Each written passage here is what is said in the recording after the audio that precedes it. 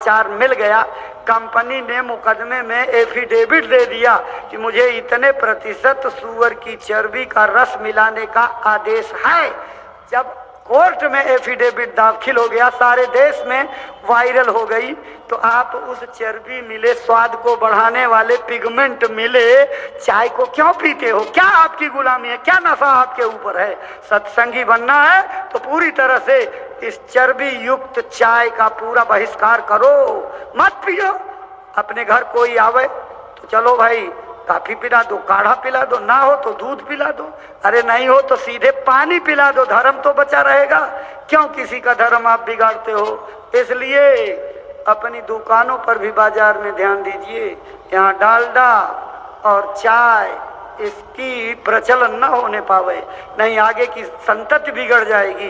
ये जिम्मेदारों की जिम्मेदारी है। जो लोग बाजार व्यवस्था देखते हैं उन्हें इस बात की पूरी ताकीद करनी चाहिए कि हमारे यहाँ वनस्पति घी जो बिल्कुल से कृत्रिम है और विभिन्न प्रकार के एक्सट्रैक्ट मिला करके तैयार किया गया है, वो नकली माल यहाँ नहीं, उस पर कोई सामान बनेगा। और किसी प्रकार की चाय जो है जिसमें अखाद्य पदार्थ मिला हो, क्यों पीते हो? इन सब चीजों पर ध्यान रखो। जरा जरा सी गलती करके आप बोझा लाद लेते हो, चिल्लाते रहते हो अंदर में, गुरु महाराज दया क्यों नहीं कर रहे हो? अब बोझा तो लाद लियो, इसको साफ नहीं कर रहे हो और चिल्ला रहे हो। पहले बोझा तो साफ करो। जब तक रोज बैठोगे नहीं तब तक बोझे उतरेंगे नहीं। इतनी गलतियां जान अनजान में होती हैं। अगर 4 घंटे रोज बैठ करके भजन करो तो केवल गलतियां साफ कर पाओगे। अब कहोगे ले कल तक तो ये बोलते थे 3 घंटे भजन करना और गुरु पूर्णिमा आई तो 1 घंटे बढ़ा दिया। हमने जो 3 घंटे भजन की बात कही है वो घूम फिर करके 1 ही घंटा भजन होता है। वो महाराज जी का फार्मूला है कि 3 घंटे भजन में समय देने का जब व्रत लोगे तो क्या होगा? 1 घंटे अपने शरीर को स्थिर करने में, इसको रोकने में कि शरीर उठ करके भागने ना लगे, मन आपका भगाने ना लगे। 1 घंटा इसको साधने में अभ्यास करो और 1 घंटा शरीर के अंदर बैठे हुए भगोड़े मन को रोकने के लिए। तो 2 घंटे तो तन और मन को रोकने में चले गए। 1 घंटा जो आखिरी बचेगा वही जब तन मन रुका रहेगा तो साबित भजन होगा। और मान लो ये 2 घंटे के बीच में आपका मन भाग गया, तन भाग गया, तो भजन तो 0 हो गया। भजन क्या करोगे? इसलिए 1 घंटा तन रोको, 1 घंटा मन। तन थिर, मन थिर, वचन थिर, सूरत निरत थिर होय। कह कबीर एक पलक को कलप न पावे कोई। अगर महापुरुष के कहने पर आपने शरीर को रोक लिया, शरीर में मन को रोक लिया, अपनी जबान को बिल्कुल हिलना बंद कर दिया, जब सुमिरन करो तो जीभ हिलनी नहीं चाहिए, ओठ खुलना नहीं चाहिए, किसी प्रकार की हरकत होनी नहीं चाहिए। नाम का जाप सांस सांस पर अंदर अंदर लेना है। जैसे सांस आती है उसी सांस के उच्छ्वास पर आपको नाम के अंदर में केवल भाव बनाना है, उच्चारण नहीं करना है। सुमिरन करते जाओ और ध्यान उस रूप पर एकाग्र टिका रहे। अब एक बात गुरु महाराज की और है। गुरु महाराज ने ये खुले मंच से कहा कि जिसको तुमने देखा नहीं उसका ध्यान कैसे करोगे? बिना देखे ध्यान कैसे करोगे? कल्पना ही तो करोगे। लेकिन जिसको देख लिया है उसका ध्यान करोगे तो उसका रूप तो सामने आएगा। इशारे इशारे में इसी बात में सब कुछ है कि मैंने तुमको देखा और तुमने मुझको देखा है। तेरी पहचान हमको हो गई है, हमारी पहचान तुमको हो गई है। तो जब याद करने का मौका आवे तो मुझे याद कर लेना। और मैं कोई साधु फकीर महात्मा नहीं, मैं तुम्हारा पक्का सेवक हूँ। सेवक का मतलब जानते हो? सेठ का सेवक कौन होता है कि सोते हुए रात को 12 बजे सेठ आवाज दे, प्यास लगी बेटे पानी पिलाओ, तो नौकर फौरन उठ करके 12 बजे रात को पानी लेकर के हाजिर हो जाए। गुरु महाराज ने कहा मैं तुम्हारा पक्का सेवक हूँ। जंगल में रहो, नदी में, अमेरिका में रहो, चीन में, धरती पर रहो, आसमान में, जंगल में रहो, हवाई जहाज पर, मान लो तुम्हारा समय हो गया, तुम जहां भी याद करोगे, कहीं न हो, जंगल झाड़ी पहाड़ किले में, याद करते ही मैं तुमको मिलूंगा और तुम्हारी मदद करूंगा, तुम्हारी तकलीफ को खत्म कर दूंगा। लेकिन मेरी वचन याद रखना, जब जय गुरुदेव बोलोगे तभी मिलूंगा, जय गुरुदेव नहीं बोलोगे तो नहीं मिलूंगा।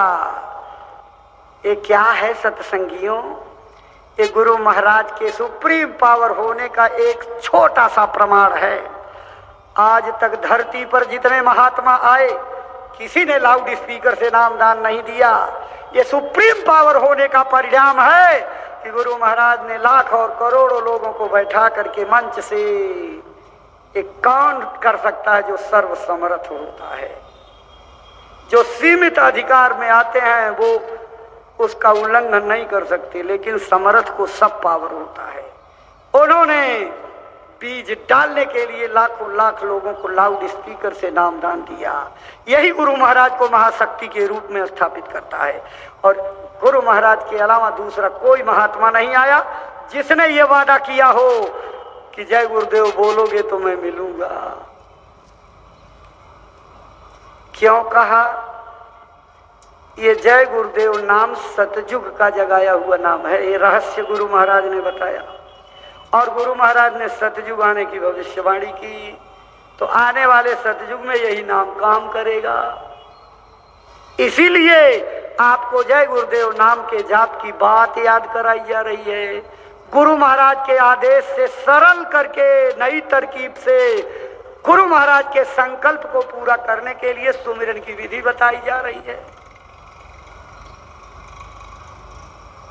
आप जब नहा धो करके रोज हनुमान चालीसा पढ़ते हो तो क्या पढ़ते हो? जय जय जय हनुमान गोसाई, कृपा करो गुरुदेव की नाई।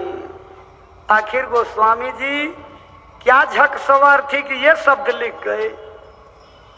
वो तो राम का गुण गाने वाले थे।